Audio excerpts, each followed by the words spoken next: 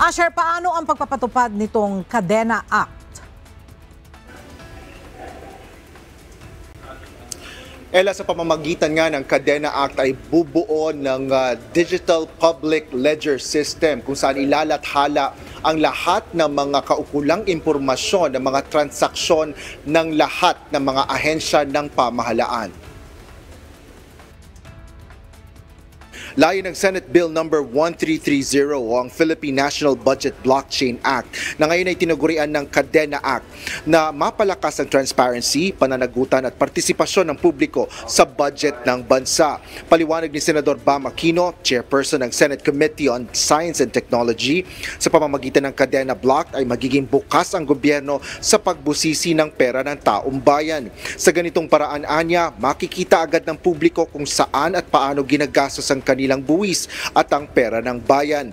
Pangunahing ani ang hakbang ito laban sa korupsyon sa gitna ng mga issue ng anomalya sa flood control projects at iba pang proyektong pang-infrastruktura ng pamahalaan. Sa pagdinig ng Senado kaugnay ng naturang panukalang batas, inilahad ng Senador ang timeline at pagbabahabahagi ng pagbubuo ng Kadena Act.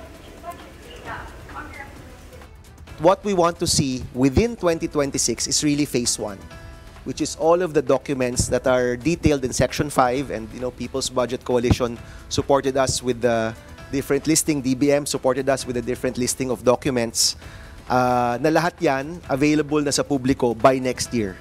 If we're able to get this passed by the first quarter of 2026, sa timeline po natin na phase 1, lahat ng mga data na yan, mga dokumentong yan, should be available to the public already, even before the end of 2026. Inihayag din ni Senador Bam na naglagay ng penalty o parusa sa panukalang National Budget Blockchain.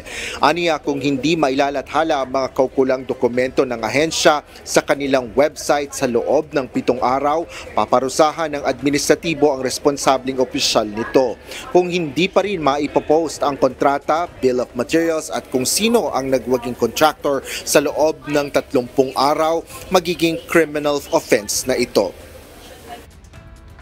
This is the first time in our history na maglalagay tayo ng criminal offense sa mga hindi mag-share ng data na nakalagay sa ating batas. If found that what was hidden na kontrata is fraudulent, then the responsible officer for sharing that data can be charged as a co-conspirator of the groups who are involved in the fraudulent activity.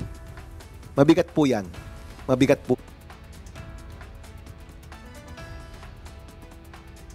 Ella, sa pagpapatuloy ng pagdinig ng Senate Committee on Science and Technology ngayong araw ay iba't ibang kawani ng pamahalaan at mga pribadong sektor ang nagbigay ng kanilang mga komentaryo, maging ang mga suhestyon para nga sa pagbubuo ng Kadena Act. Umaasa si Senador Bam na kapag naipatupad na ang National Budget Blockchain ay malaking trabaho ang mawawala sa pamahalaan kung saan ang taong bayan at ang ilang mga budget watchdogs ay maaari ng bantayan at busisiin ang pera ng publiko.